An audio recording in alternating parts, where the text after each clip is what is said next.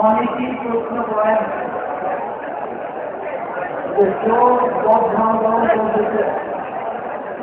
রাজনৈতিক দলগুলি নতুন নতুন জোট করার জন্য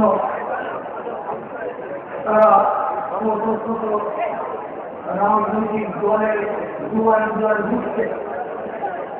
এই মুহূর্তে আপনারা 14 দলের কোনো জনসভা নয়, এগুলি দলের কোনো জনসভা নয়, মহাজোট নয়, এক দলিত মহাসম্মেলন কেন করলেন? ইসলামী আন্দোলন বাংলাদেশ মনে করে দেশ পরিবর্তনের মাধ্যমে মানুষের শান্তি আসতে পারে না। দল পরিবর্তনের মাধ্যমে মানুষের শান্তি আসতে পারে না। নেতা পরিবর্তনের মাধ্যমে মানুষের শান্তি আসতে পারে না। আমাদের সাহেব মোহাম্মদ আমির রহমাতুল্লাহ আলী বলছেন, যতক্ষণ পর্যন্ত নীতি পরিবর্তন আসবে ততক্ষণ পর্যন্ত মানুষের শান্তি আসতে পারে না।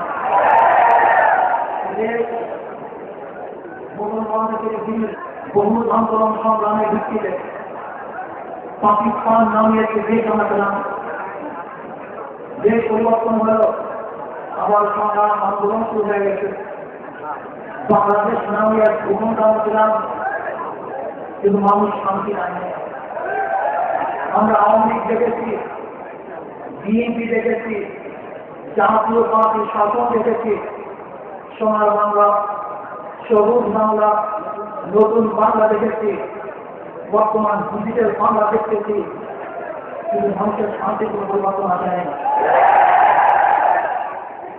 আমরা বহু শাসক দেখেছি, জিন্না সাহেবকে দেখছি, আমরা আলম খানকে দেখেছি, আমরা দেখেছি শেখ সাহেবকে, আমরা দেখেছি মুস্তাক সাহেবকে, আমরা দেখেছি জিয়া রহমান সাহেবকে, দেখলাম আমরা মুস্তাক সাহেবকে না, আবার দেখলাম দীর্ঘ 9 বছর 10 মাস পর্যন্ত ব্লকের আকাশে সাত সাহেবকে না দিয়ে শান্তিতে পারি নাই।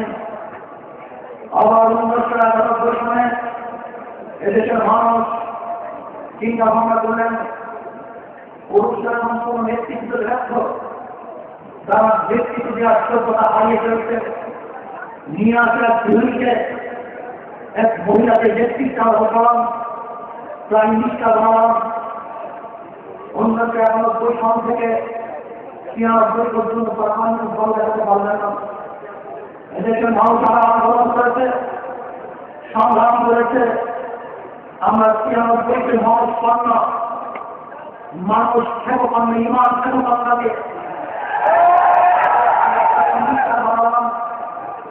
তিনি 2001 পর্যন্ত নেতৃত্ব দিলেন, মানুষের শান্তি ফিরিয়ে দিতে পারলেন না। আবার আন্দোলন শুরু করলাম, কথাও সেই হাসিনাকে নিয়ে আসলাম। ওই 91 থেকে 93 পর্যন্ত 500 জন ফেল করছিল। সেই ফেলুয়াকে 2001 নির্বাচনে আবার প্রাইম মিনিস্টার বানালাম। কিছুদিন যেতে না যেতেই এদেশের মানুষ আবার আন্দোলন শুরু করেছে, সংগ্রাম শুরু করেছে। হবে না, অযোগ্য, যোগ্যতা প্রমাণ দিতে পারেনি। আবার নিয়ে আসলাম 93 থেকে 2001 পর্যন্ত যে ফেল করছিল সেই ফেলুয়াকে আবার দ্বিতীয়বার নেতৃত্ব বললাম। কিন্তু 2-2.5 বছর যেতে না যেতে এদেশের মানুষ আবার সংগ্রাম শুরু করেছে, আন্দোলন শুরু করেছে। চাঁদপুরে মানুষ জীবন দিয়েছে, লক্ষ্মীপুরে মানুষ জীবন দিয়েছে। আজকে ইলিয়াস আলীকে গুম করা হয়েছে, সাধারণ মানুষ জীবনে বিসর্জন দিয়ে আবার নেতৃত্ব পরিবর্তন করে সংগ্রামে অংশগ্রহণ করেছি। আমি চ্যালেঞ্জ দিলাম, এই নেতৃত্ব পরিবর্তন করে আবারও যদি বিএনপির ক্ষমতা রচনা হন, তাহলে দেশের মানুষ আবার আন্দোলন শুরু করবে, কিন্তু শান্তি হবে না। ইসলামী আন্দোলন বাংলাদেশ মনে করে ব্যাপারটি এরকম হল, যেরকম কোন এক ব্যক্তি হোটেলে গেছে সবার জন্য, জায়গার মধ্যে আমের ভাত তুলতেছে, কিন্তু সুতানে মিষ্টি অনেক ঠিক আছে, আমের ভাড়ার মধ্যে সুতা মিষ্টি কিছুই নেই, বলে আপনি সুতা হয়তো অনেক কিছুই ছুটছে, সুতা হয়েছে আবার জায়গার মধ্যে চলে গিয়েছে, একই আমের ভাড়া কত সুতা সুতাই থাকবে মিষ্টি থাকে, একই আমের ভাড়া খাওয়ার ভাড়া সুস্থ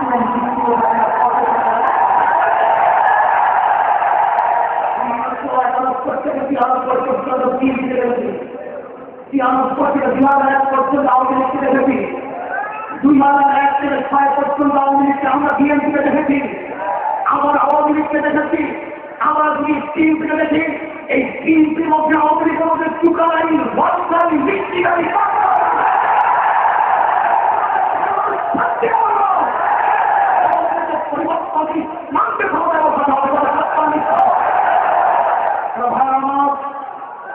আমি আওয়ামী লীগ সরকারকে বলবো, আপনি ক্রান্তি দিয়েছেন, চালের দাম কমাবেন, নিত্য প্রয়োজনের খাদ্যদ্রব্যের দাম কমাবেন, আপনি মানুষের নিরাপত্তা দিবেন, কিন্তু পত্রিকা খুললে আমরা দেখছি প্রতিদিন মানুষ খুন হচ্ছে, আজকে মানুষ গুম হচ্ছে, আজকে মানুষের নিরাপত্তা নাই।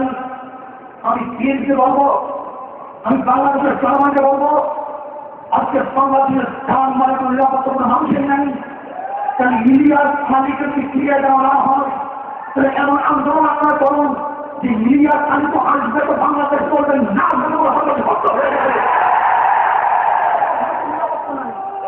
আজকে আমার নিরাপত্তা নাই, আপনার নিরাপত্তা নাই, এইভাবে টেস্ট করতে পারো। আমার আজকে আমি সরকার ইসলামের যুদ্ধে কটূক্তি করা করছে, আজকে বাংলাদেশ চলে এক মন্ত্রিসভায় পরিণত হয়েছে। দুর্নীতির জন্য ইনভেস্টিগেশন করার কোনো প্রয়োজন নেই, দ্বিতীয়বার দুর্নীতির জন্য আপনার পর্যবেক্ষণ করার কোনো প্রয়োজন নেই। যে দেশে চুরি অপরাধে মন্ত্রী নিজেই আবার একদিন পর মন্ত্রী হয়ে যায়, আর জীবনের জন্য দুর্নীতি এক নম্বর শিখছে আমাদের কাছে দিতে দেন, আর দ্বিতীয়বার পর্যবেক্ষণ করার জন্য আর জীবন দুর্নীতিতে বাংলাদেশ এক নম্বর।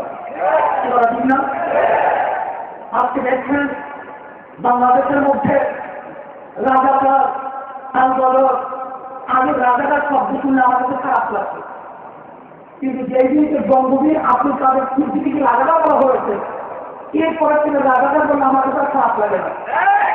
আমি বুঝতে পেরেছি যে ব্যক্তি আওয়ামী লীগ করে না তাকেই রাজাকার বলা হয়।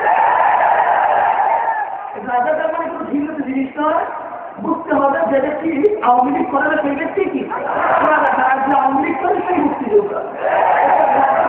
আপনাকে ভাই আমার আজকে সাতক্ষীরা জনাবে মোহাম্মদ রাসূলুল্লাহ সাল্লাল্লাহু আলাইহি ওয়াসাল্লামের যুদ্ধে কটূক্তি করা হয়েছে, লাশনে করা হয়েছে, গুলশানে হয়েছে, রংপুরে হয়েছে, টঙ্গিপাড়ায় হয়েছে। জনাবে মোহাম্মদ রাসূলুল্লাহ সাল্লাল্লাহু আলাইহি ওয়াসাল্লামের এত সৈনিক এত আশে থাকা সত্ত্বেও জনাবে মোহাম্মদ রাসূলুল্লাহ সাল্লাল্লাহু আলাইহি ওয়াসাল্লামের কটূক্তি করবে বাংলাদেশের সহ্য করতে আমি বিশ্বাস করি ইসলামী আন্দোলন বাংলাদেশ শুধু ক্ষমতার রাজনীতি বিশ্বাসী নয়, শুধু দল পরিবর্তনের রাজনীতি বিশ্বাসী নয়। ইসলামী আন্দোলন বাংলাদেশ মনে করে যতক্ষণ পর্যন্ত ইসলাম হুকুমত না আসবে ততক্ষণ পর্যন্ত বাংলাদেশের মানুষের শান্তি আসতে পারে না। হ্যাঁ, আমার দেখবেন সবাই ভোটাবাদ, প্রত্যেকের চুক্তির মধ্যে ভোটা আসছে, প্রত্যেকের চুক্তি গরিবের সাথে সম্পৃক্ত, নাঙ্গল তাদের সাথে সম্পৃক্ত, গরিবের সাথে সম্পৃক্ত। কিন্তু যারা নাঙ্গল মাথায় নিয়ে নির্বাচন করে হয়তো কোনোদিন একদিনও সে নাঙ্গল ঘরেও নেয়। ধানের শীষ গরিবের সাথে সম্পৃক্ত, যারা ধানের শীষ দিয়ে নির্বাচন করে হয়তো দিন থেকে একদিনও ধান কাটে না। নৌকা গরিবের সাথে সম্পৃক্ত, যারা মাত্রা নৌকা নিয়ে নির্বাচন করে হয়তো কোনোদিন নৌকে পায়ও না পায়ও না। চাঁদতে নাস্তিক এবং পবিত্রে যে সমস্ত প্রতীকগুলি আছে, গরুর গাড়ি মাত্রা, হাঁসুরি মাত্রা, উড়ান মাত্রা, এগুলি সব গরিবের সাথে সম্পৃক্ত। তারা হয়তো কোনোদিন হাত দিয়ে একদিনই ভাঙবে নাই। অর্থাৎ তাদের কথার সাথে মাত্রার সাথে কোনো মিল নেই। কিন্তু মার্কা দিচ্ছে গরিবের, তাদের লাক্ষি মারে গরিবের। ইসলামী আন্দোলন বাংলাদেশের এমন এক মার্কা, যার মার্কার তাদের কথা করে কাছে করে মিলে আপনি কিনে বড় করে সাথে সম্পৃক্ত, গরিবের সাথে সম্পৃক্ত, আমার জনসাধারণের সাথে এই পাখা মার্কার সাথে সম্পৃক্ত আছে। আমরা শান্তির প্রতি পাখা মার্কার আমরা নির্বাচন করবো, এককভাবে নির্বাচন করবো, দল পরিবর্তনের মাধ্যমে, দেশ পরিবর্তনের মাধ্যমে, কোন নেতা পরিবর্তনের মাধ্যমে শান্তি আসতে পারে না।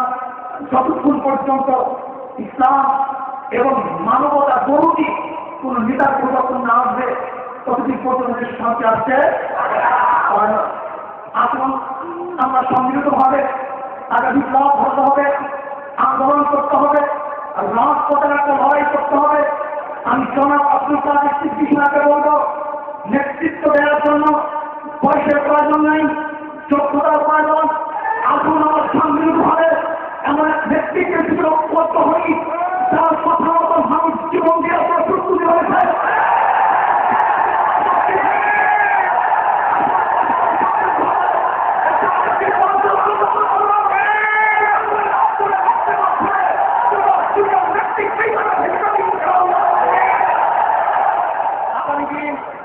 দেশ হবে বাংলাদেশের মুসলমানদের দেশ, ইমানওয়ালাদের দেশ। আল্লাহ রাব্বুল আলামিন আমাকে এবং আমাদের সবাইকে আমরা সকল ইসলামী আন্দোলনের ঐক্যবদ্ধ, ইসলামী আন্দোলনের পথে ঐক্যবদ্ধ হয়ে আন্দোলন করার সুযোগ দান করুক। বঙ্গবীর আব্দুল কাদের সিদ্দিকী সাহেব এই মহাসম্মেলনে আমাদের দোয়া দেওয়ার জন্য, আমাদের প্রতি তিনি সহানুভূতি দেখার জন্য আমাদের সবার তরফ থেকে তাকে আরো ধন্যবাদ জ্ঞাপন করে আমি আমার বক্তব্য শেষ করছি। আসসালামু আলাইকুম ওয়া রাহমাতুল্লাহি ওয়া বারাকাতুহু।